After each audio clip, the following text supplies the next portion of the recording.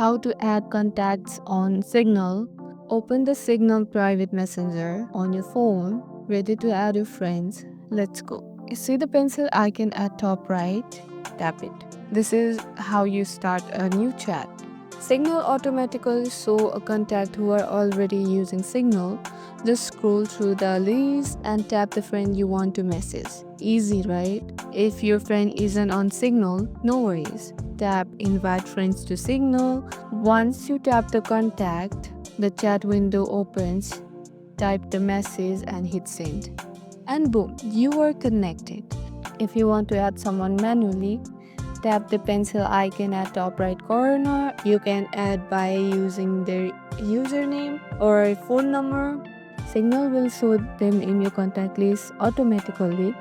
And that's it. Adding contacts on Signal is quick and secure. If this helped, hit like, subscribe and share this video with your friends who can join Signal too. Happy chatting and thank you for watching.